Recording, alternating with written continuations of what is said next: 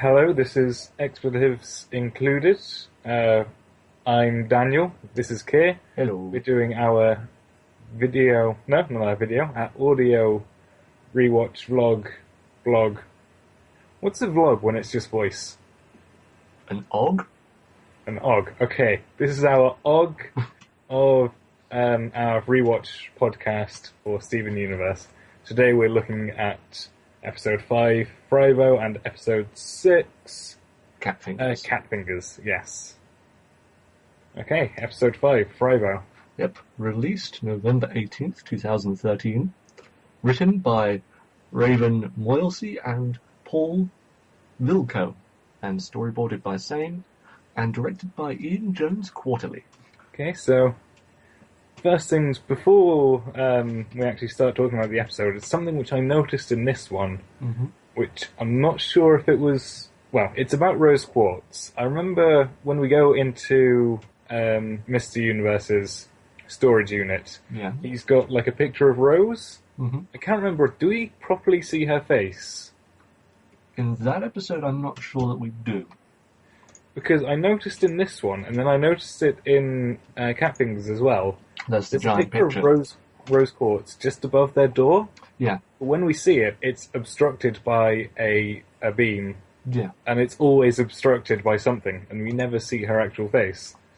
And I'm just wondering, is that a repeating motif? We never actually see what Rose looks like until later on? That's certainly always true with that picture until something happens in the later season.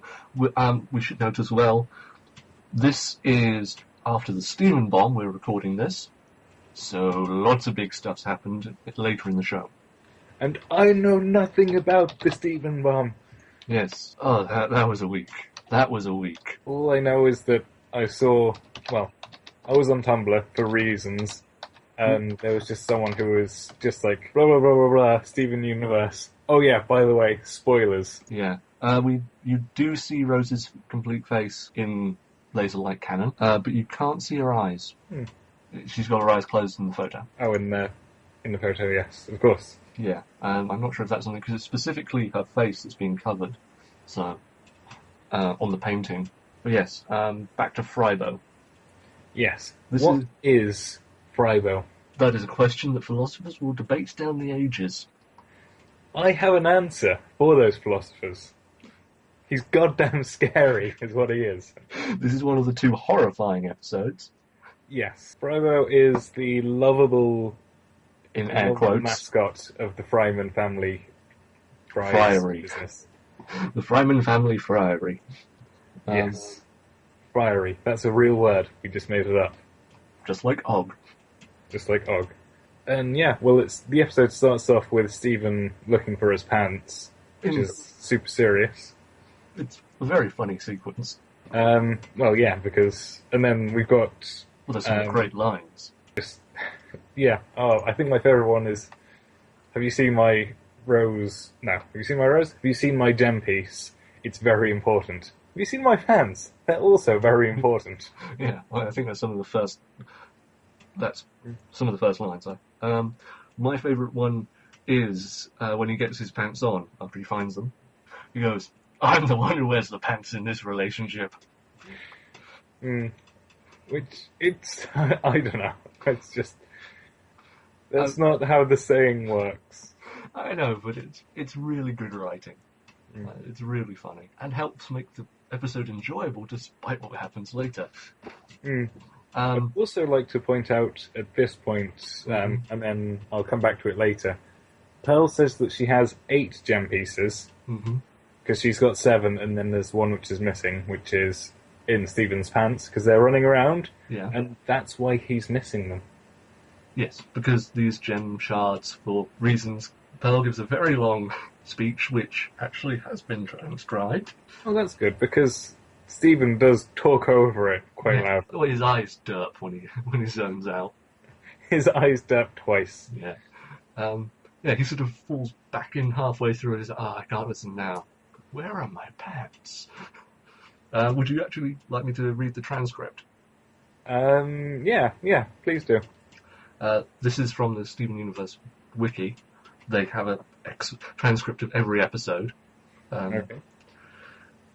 Pearl?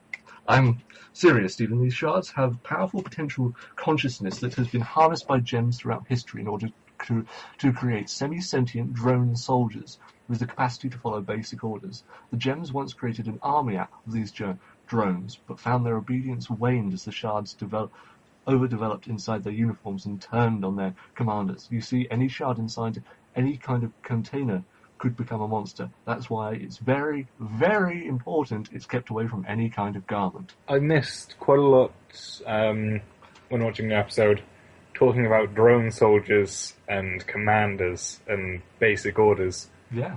This is what we call deep lore.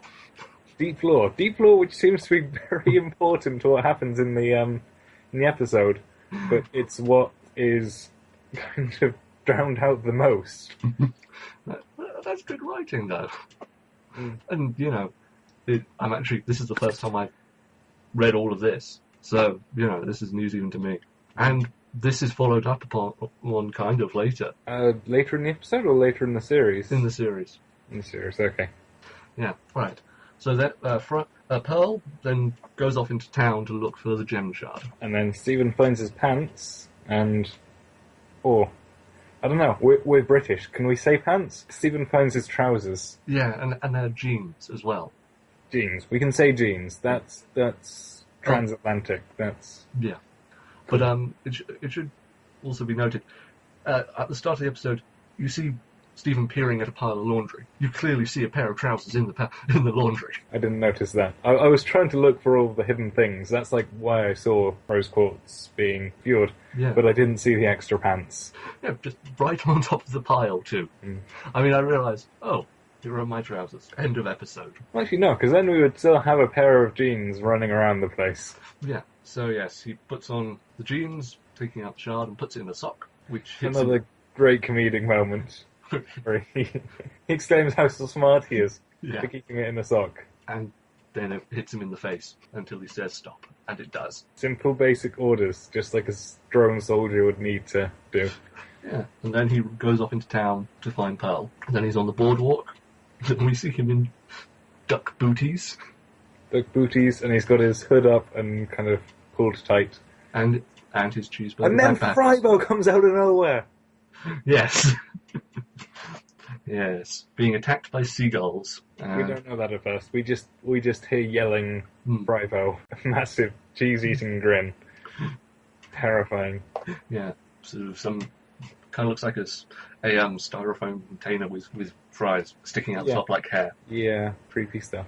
Yeah, but inside is a small child. Was it PT? PD. PD Fryman. Yes, I hope that's a nickname. It probably is. Though his father does refer to him as Frybow in the first instance. Well, that's because he's in the Frybow costume. I don't know, I think it's because it's, Frybow is Fryboy. Possibly, but yeah, PD expresses dislike of wearing the costume, which he's doing for his family business, to get his dad to respect him. Yeah. And yeah, we just, actually... Yeah, he talks about, you get a job to get cash, which isn't enough to buy back the time which you've lost earning the cash. I really felt you'd respond to this character, Dan. Did I mention that I just spent this weekend delivering phone books around, 2 towns? Yes, well... 10 hours of walking each day. With heavy-ass phone books. Heavy... Well, actually, no. Phone books now are actually rather small, but when you're lugging around, 6 packs to a crate, and then about 19 times 6, that's 120. Yeah. 120, a couple of times over. Didn't you say you sort of delivered around about 1,000 in a day? Oh no, it was 1,000 over the weekend. Oh, okay. It was me and one other guy. We probably did about 2,000 between us. Yeah. Yeah. So, you could respond to Petey's pain. I can respond to Petey's pain. Though, as we're discussing costuming in this, because it's kind of important, Petey's wearing slippers. I didn't notice that. Even though I'm trying to be observant, I miss everything. This is the 3rd or 4th time I've watched this episode, but yeah, he's just wearing house slippers. I mean, I guess that's what's comfortable. Yeah. And also, going back to the speech about, like, getting money and having a job and stuff, it's quite a depressing speech. Yeah. And this is the point where I noticed that Beach City is very grey, and it just seems like a really depressing place to live. Well, you find that with any kind of tourist place. I mean, it's a city, but it's mostly empty. And also, waiting for summer to have tourists around, or yeah, do we see a tourist season in Beach City, or it's referred to. But also, it should be noted that this episode is after it's rained, because you see there are puddles everywhere. Yeah. But before we get to the speech, because they kind of say, come on, let's go be kids, because they use the gem piece to, well... animate the costume. Yeah, I was going to say, what is more terrifying than a creepy mascot costume? A living one. A living creepy mascot costume. I believe this is kind of the plot of Five Nights at Freddy's. I haven't seen anything about Five Nights at Freddy's. I've just seen that there are lots of Let's Plays of it and stuff. Yeah, it's Let's Play bait. But also, the costume doesn't have legs. So... But he finds a way around that. Yeah, he grows... chip legs. Yeah. Ugh. That break off when he walks. It's so gross. Yeah. And Petey gives the costume the instruction... make people eat fries. Yeah. Which, surely, such a simple order can't be misconstrued at all. How could that go wrong? How could that go wrong? Also, it should be I think it's important to note, up until this point, the suit's been attacked by seagulls. Like, Stephen briefly was in the suit and attacked by seagulls. Yes, that's something which I was going to say. Because Petey says, if only there was some way that this costume could do its job without me in it. Yeah. And then Stephen's like, I have an idea. I've just got in my possession this gem which animates things and makes it follow simple orders. No, it doesn't say that. It's Stephen in the suit. No, he doesn't say any of that. He just says, maybe it can, Petey, maybe it can. Okay. Then Stephen rolling around, being attacked by seagulls. Yeah. And then it's not attacked by seagulls when it's animate Frybow, is it? Yeah, because the seagulls are terrified of it like any sane person. Fair enough. I didn't actually see the fear in the seagull's eyes, but there might just be another thing that I missed. I'm just inferring that. You don't see them again. Okay. I mean, or maybe they're just eating the crumbs of its feet. Yeah, that's another possibility. But so, Stephen and PD go off to ride those coin-operated... What are they called? I don't know what you call them. I don't know, it was like a moving seahorse in the... Yeah. Mechanical... Moving jellyfish. Mechanical thingamabobs. Yeah. Mechanical ride. Yeah, and then that's where they have the depressing conversation. Yes. That's when we hear the screams. Yeah. And we see that several people are captured in the friary. Yes. And Frybow is in the friary making them eat fries. Yes. Caught with his now tentacle-like fry hair. Yep. And... covered in creepy veins. Yeah, where did the veins come from? Where did they even come from? To increase the horror. And we see him from the back, and then he just slowly turns around, and we see his jovial grin, as he's just enacting horror into everyone. You know, if you just changed out the gem for a person, it becomes a serial killer movie. Mm-hmm. Especially the part where, like, just a really good animation part, which, when Frybow has Mr. Fryman in his tentacly grasp, we don't actually see Frybow make Fryman eat fries. We see the shadow of it. Yes. Very Chainsaw Massacre. Just, you can't see it, but you know exactly what's happening. Yeah. Yeah, and then... But there is one other thing in this scene which is actually quite fun. Mm-hmm. Lars gets hurt. And, yeah. And also, as we said in one of the previous episodes, all of the characters who run out of the shop or who are caught by Frybow, all named characters.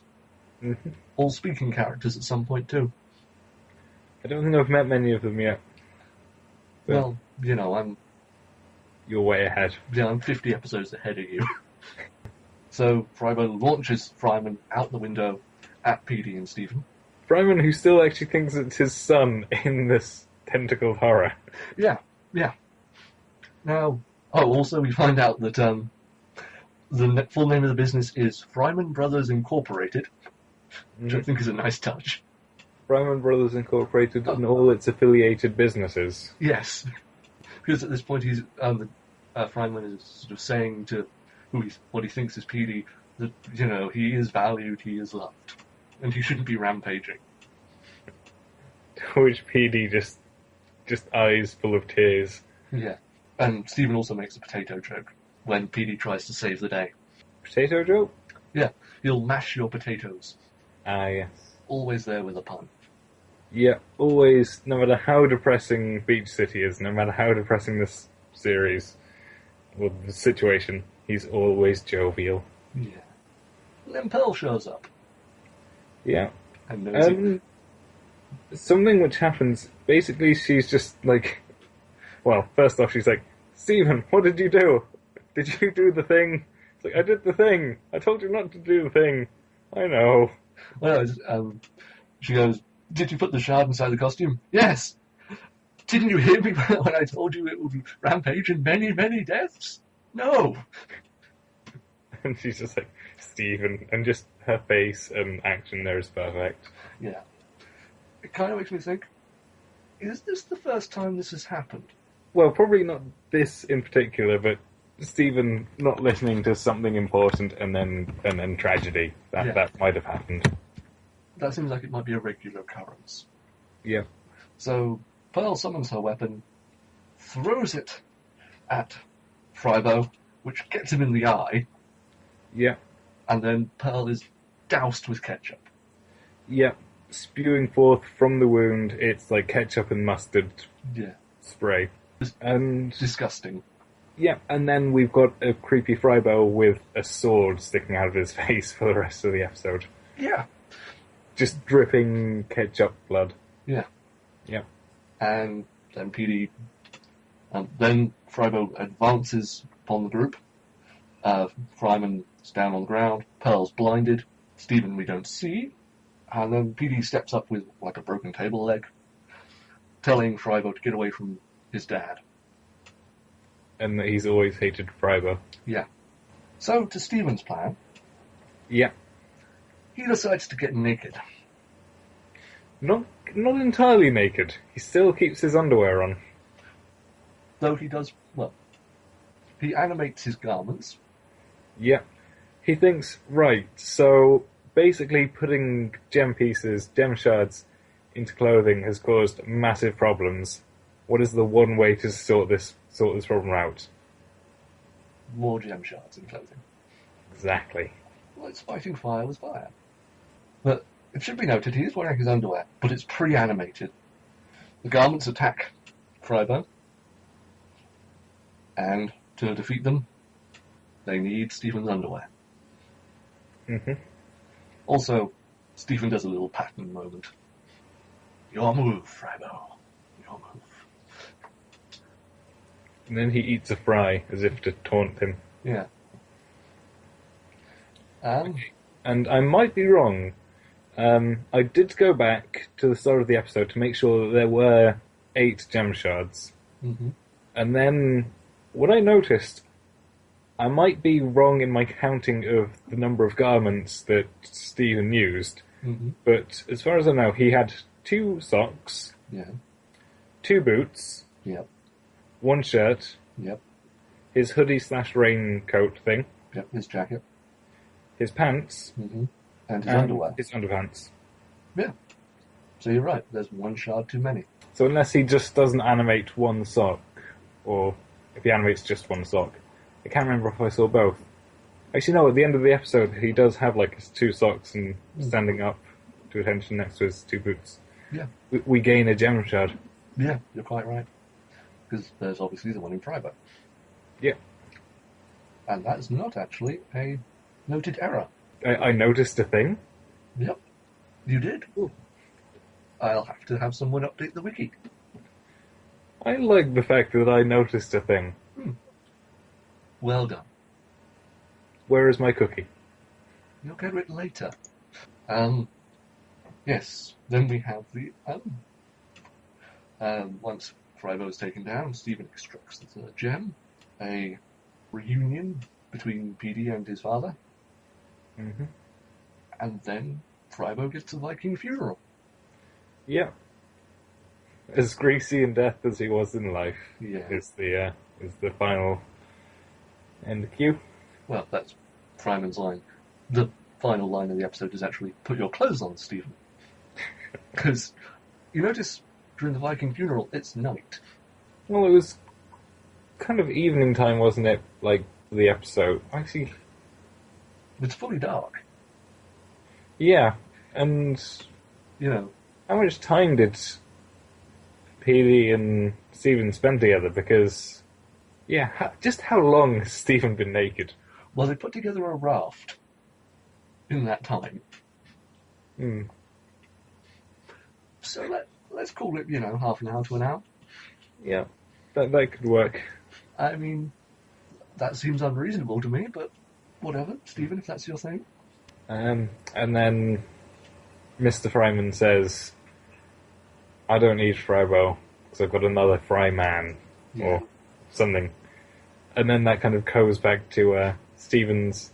That's Stephen's pay. Smiles on faces. Yep. So, that's the episode. What did you think of it? It was okay, but kind of not one of my favourite ones. Kind of Pearl being kind of useless in the fight, topped with Frybow being terrifying. Just... I don't know. It was good. It was a good episode, but it's not one of my favourites. Yeah. I'll agree with you in that. Of the two episodes we're discussing tonight, I'd say it's my preferred one. Well, yeah, that's just because no matter how terrifying Frybow is, he's nothing compared to Catfingers. Yeah. And also, this is a jokier episode. I really like the start. There's some really good lines there. Yeah, there is great comedy in this one. Yeah. Which is probably why Frybow is so horrifying, because it's such a weird juxtaposition. Admittedly, he's an intentionally creepy thing, but... Yeah. Also, it's odd that Ronaldo, the other Fryman, isn't in this episode. I think don't we see him cowering in the back? I don't remember, but I didn't look particularly closely at that scene. I think he might be in the episode, but I don't think he's had any speaking lines yet. Yeah, well, his first speaking line is in the next episode. It's just, you'd think, given his shtick is weird stuff. Yeah. He might take a few pictures. Though perhaps not in this episode, actually, given Stephen's role. On to Catfingers. This aired November 25th, 2013. Written by Rebecca Sugar, Kat Morris, Hilary Florido, and Ian Jones Quarterly. And this one starts with just Stephen screwing around with his dad. Yeah, which is a lovely opening. Just him and his dad at the car wash. Kind of working, mainly goofing around. Working on the mayor's car. Yes. I think I did see you later episode title or an episode still image from it where it seems like the mayor is a prominent figure in that episode, or... Yeah, he plays a major role in a later episode called Political Power. But this one, it's about political favours. Which how Mr. Universe is looking to get political favours. Well, that's what Stephen thinks. But a very important note on the mayor's character. He's voiced by Joel Hobson. You will now explain to us why that's important. Joel is Joel from MST3K. Well then, I thought like everyone from MS3TK just kind of disappeared when that left. He's now doing voice work. I mean, he still does riff tracks, but yeah, it's sort of, that's a weird place for you to pop up in. Very weird place. But also one of the more colourful characters in the show. Oh, so he's not going to be like a corrupt politician type guy? No, he's kind of bumbling politician, but No. This is a cartoon. We can't have nice politics people. It's the focus of a later episode. We'll get to it then months down the line. But I think we should describe the mayor's van. Oh, well, it's just like a nice white van with just kind of like megaphone on the top, was it? And then a giant head. Then Mayor Dewey's head. Mayor Dewey's head. And then it's like an ice cream van. And whenever it's going anywhere, it says, Mayor Dewey, Mayor Dewey. Do we see that in this episode, or yes, is that later? As it's driving off, it does that. Okay. Which I think is quite funny, but yeah, it's sort of just finding out as Joel was like, wow, this guy's going to do something. He's sort of a very red-faced character, constantly sweating. Yeah, well, politics. Not every politician is Nixon. Yes, they are! Did you not see his forehead and his nose? This guy is totally Nixon. It would be awesome if he was just a straight Nixon. Damn James! Anyway. I don't have many notes on this episode. Because you're just too horrified? No, because we're not at the horrifying bit yet. At the moment, we've just got Amethyst as like a cat, and she sprays Stephen and Mr. Universe, whatever his first name is. Greg Universe. With water and yeah. And just something which is relevant, I guess. Amethyst is like doing magic stuff, and then Stephen's like, "Can you show me how to do magic stuff?" And then Greg is like, "Ugh, magic stuff. Are they going to be explosions?" Yeah. Which I think you said before. Fan theory is that Greg's house got exploded by magic. Yeah, and sort of Greg just kind of looks generally horrified when he sees Amethyst shapeshift. Yeah, well, depending on how much gem exposure you have, it's kind of a weird thing to think about. I mean, we grew up on Animorphs on TV, so yeah, which we'd probably be fine with it, but Greg didn't. Actually, the promotional poster for this was a homage to Animorphs. That's cool. Yeah, but it is actually relevant to a much later episode that was just before the Stephen bomb. Mm-hmm. Oh, what, transforming or? Amethyst shapeshifting. Alright. That was very relevant to that episode. She is the one who transforms the most. I mean, all gems have the power, but it's only really been Amethyst who does it. Thus far, we do see Garnet transform in a later episode. We never see Pearl transform, as of the end of Season 1. Yeah. Oh, also one thing, when Amethyst has sprayed Stephen, instead of turning off the hose, she just ties a knot in it. Yeah, she doesn't have much respect for things. Or Greg. Or Greg's things. So they return to the temple, with Amethyst turning into various things. Including Pearl. Yes, which is weird. Pearl doesn't like it either. Yeah, Pearl explains that every gem can shapeshift. Not by shapeshifting, just by using her hologram vision. Yeah, which she uses it a lot. I kind of like that power. It's cool. We'll come to that in another episode, but I do like how it's sort of very much tied to her thoughts. So Pearl warns Stephen, don't try and do too much, and then Amethyst tries to explain how to shapeshift in her very Amethyst way. Yeah, I've got it written down here in my comprehensive notes. Mm-hmm. Amethyst is a bad teacher. Yeah. Oh, I should note that one of the things she shapeshifts into is actually a character who will appear in a later episode. But anyway. I'm trying to think of the different things that she shapeshifts into, but all I can really think of is the cat and then like the gay policeman from earlier. In this episode, I mean specifically. She shapeshifts into a seal, then a wolf, then this character, then a bird, then I don't remember, but I didn't look particularly closely at that scene. I think he might be in the episode, but I don't think he's had any speaking lines yet. Yeah, well, his first speaking line is in the next episode. It's just you'd think, given his shtick is weird stuff. Yeah. He might take a few pictures. Though perhaps not in this episode, actually, given Stephen's role. And Pearl. I might rewatch it just to see who we're talking about. Okay. And Stephen, well, she says that you just she says that you just need to picture what you want to transform into and then just shake it out. Which is very similar to her advice about using your weapon from the first episode. Yep, you just gotta let it happen. You just do it. You just need your weapon and then boom, you get the weapon. Also, while sort of Stephen's trying to figure it out and she's commenting, she's just, as a cat, eating crisps. Yeah. Which, one of the weird things we see in this episode. And she basically says, oh no, you're thinking too much, you're being too stressy about it. You're too tense. Too tense. Amethyst is a bad teacher. Yes. But he does... We've kind of talked more... This is just like the first couple of minutes. Yeah. We're just trying to delay the inevitable. Yeah. Start off slow. Start off small, like the episode did. He tries to become a cat, because a lion would be too complicated. A cat is much easier. He tries to shake it out, and then it looks like he hasn't done anything, but then we hear a meow, and we see that his forefinger has become a tiny cat finger. A sentient cat finger. Yes. Independent of Stephen. That's the first warning sign, really, I guess. Yeah. And admittedly, his reaction is what anyone would do at this point. Oh, this is cool. I've got to show everyone. Which he does.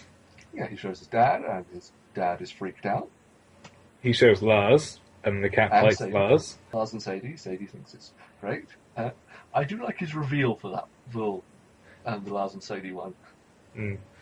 With the, he orders a donut, Sadie tells him the price, puts out a nickel, and then $1, but the dollar is being held by the cat. And this is where he explains that the cat just kind of does what it wants. Yeah, it's independent, it makes its own noises, it does what it wants. Which at the time you just think, well, it's cool, it's just a cat finger. Yeah. It's like an extra cat. There's nothing sinister. What could possibly go wrong? Other than everything. How could make people eat fries ever be misconstrued? So, the cat finger bites Lars. This is 2 episodes in a row where Lars is getting hurt. I like Steven Universe. And Sadie says, oh, I'm sure it just wants to play. And Stephen's like, of course, that's why he's upset. He doesn't have any friends. And then Stephen summons 4 more. Each one a different colour. Yep, because variety is the spice of life. So now he doesn't have a hand, he just has cat fingers. Yeah. Maybe Stephen has never had a cat. Maybe, like, Amethyst is the closest he ever come to an actual cat. Maybe. I don't really see... Well, there are no pets at the Gem's house. Yeah. And to be honest, would you trust Stephen with a pet? Maybe in a couple of years. Maybe then he can have a goldfish. Maybe. But, I have cats. If suddenly my hand was a sentient cat, I would know how horrifying that was. Mm. Cats, sometimes are lovely. Most of the time they are awful, awful creatures. But yes, moving on, we go to the Fryman's Fry House. The Fryman's Friary. Friary. I'm keeping that word. And we've seen how PD is serving. Yeah, PD is now operating the deep fryer. He's moving up in the world of fries. Yeah. And Stephen just demands the bits. As is tradition. Yeah. And it's sort of made clear this is not a menu item, and it's something only Stephen wants. Yeah. And what Stephen wants, Stephen gets. Mr. Fryman explains that it's just easier to give him the bits. Yeah. And then the cat fingers eat the bits.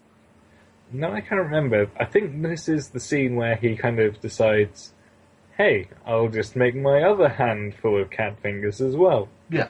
He goes, PD's like, that's freakish. It's like, no, it's perfectly natural. Look. Cat hand. Okay. And then we're introduced to Ronaldo. Whose motto is Keep Beach City Weird. Which is also his blog, which is an active Tumblr account. Run by the show or run by a crazy fan?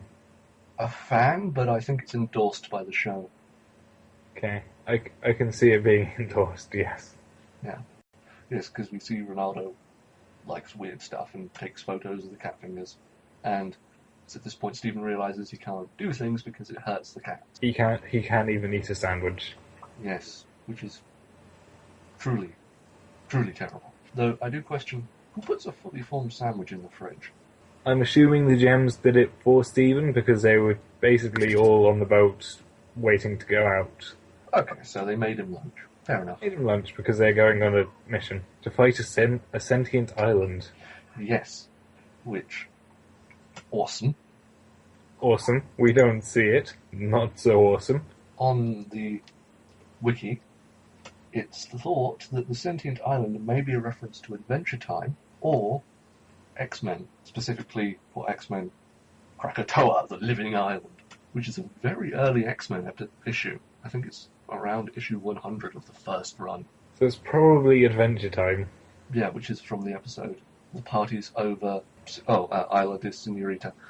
I don't watch Adventure Time, so can't comment on that episode. I can't remember it, but Yeah. we have had sentient land formations before, so... Anyway, yes. Back to Yes. Stephen.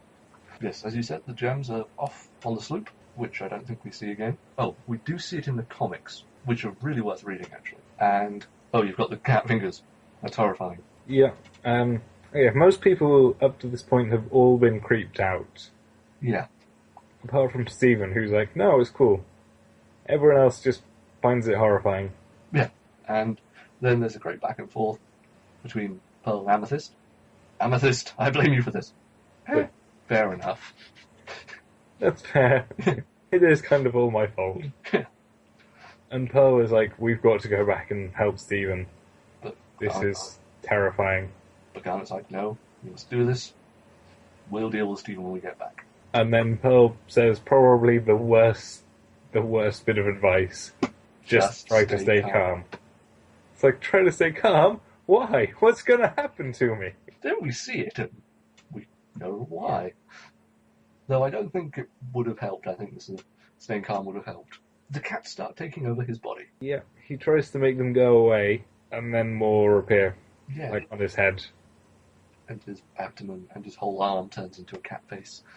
Yeah. And, burst out of his stomach and chest. Yeah. And then he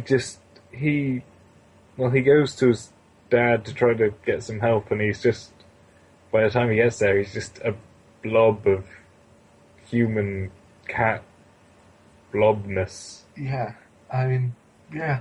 During the original run, Is this like where you... this was first aired, this is the episode this was the last episode that I watched. Mm-hmm. And like I said, I think it probably was the release schedule, but yeah, this episode. Yeah.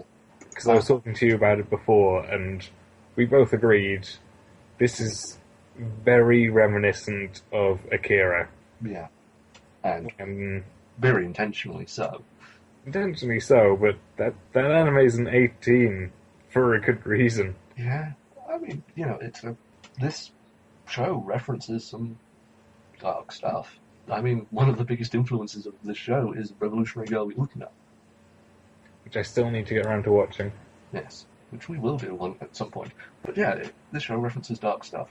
It references the classics of animation. And this is the most kid-friendly way you can do Akira outside of that live-action version they were going to do. This isn't kid-friendly. Oh, I saw much more horrifying things as a child. Yes, and look at how you turned out. Fair point, fair point. So, I would like to point out a very funny line in all this. Okay. Greg is trying to help Stephen, and they find out that water hurts the cats and makes them go away slightly. Mm-hmm. So Stephen tells him to turn on the superwash. Mm-hmm. And Greg is like, no, it's too dangerous. Here's the line. You've got to do it. I'm a monster. I'm an adorable cat monster. He's not an adorable cat monster. Well, individually, the cats look adorable. Yes, but not in the mound of human cat flesh goo. In the cancerous blob that Stephen is. I can never remember, was it Canada or Tetsuo who was the blob? Tetsuo. Tetsuo, yeah, this, like, the Tetsuo cancerous growth, flesh, vein, super... I kind of wish when it cuts from the cat's taking over Stephen to Greg at night, where he's cleaning up and listening to his headphones. I kind of wish when we see Stephen crawling there, he'd been covered in a blanket, kind of like Tetsuo. That would have actually been quite, yeah. I mean, that maybe would have telegraphed it a bit more, but I don't know. I think if you're going to reference something, you do it fully. I think that would have taken away from the horror. Which it needed. So he goes through the car wash, and Stephen is cured. Pretty much, yeah. He still has one cat finger, but they get rid of that. While screaming. Yeah. And then we get kind of the moral of this episode. The gems come back. Stephen's been waiting for them. Pearl's like, okay, show me where it is. Never listen to Amethyst. Once again, Amethyst replies, that's fair. Yeah. And Stephen's fine. And Garnet says, just shows, you should have a little faith in Stephen. Then the cat puns begin. Yes. And the last bit of my notes is, cat puns do not make this okay. And they're not even good cat puns.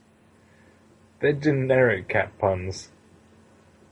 Stephen says that he spent all morning thinking of these. Surely he's just remembering what cat puns he's heard everywhere else. Yeah, but, these are primary school cat puns. So yeah, that's cat fingers. Yeah. Also known as Steven Universe, the Horror Ring. The Horror Ring. Yes. I'd like to think that's actually a popular fandom name for it. It should be. I think I will still just call it the Akira episode. Mm-hmm. Fair enough. Or the cancerous mound of cat human. Yeah. More like noise. Yeah. So, putting aside the horror, what did you think of the episode overall? Putting aside the horror? So putting aside about 8 minutes of it. Yeah, putting aside most of the show. I don't know, it's like a cool look into more gem powers, and it's more of kind of, because we don't see, like up to this point, much of the magic side of Stephen, so they're doing that, and we're showing that he still is kind of not in control of his powers, and it kind of builds on characters more. We kind of get the development of PD, we see PD's brother, we kind of get more interaction between Greg Universe and Stephen, which is always good, and it's putting aside the horror, it's a decent episode, it's a good episode, but it's not going to make any of my top 10 lists. Fair enough. I mean, I've only seen 8 episodes so far, and it's not in the top 10.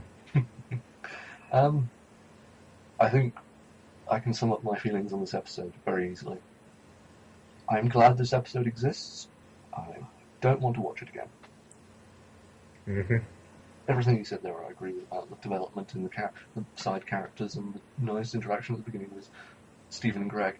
And you know what? I'm glad they did the Akira thing. It took balls to do that kind of horrifying thing with kids' cartoon. Yeah. But it's just kind of there. I think that's all we can say on that. Well, let's wrap up this episode. Okay, call us out. Thank you for listening to our OG, as we're now calling it. This is the... Actually, let's never call it an OG again. I demand to keep OG. This is our thing. We shall brand this. Fine, it is your show. Carry on. It's our show. This is a... I won't say this is a democracy. It's a democracy when I'm in charge. It's more of a Stalinistic communism. With me as the iron ruling fist. So thank you for listening to this now Soviet OG. This is the Expletives Included YouTube channel. We shall see you soon with another episode. Thank you and good night. Say good night, comrade. Good night.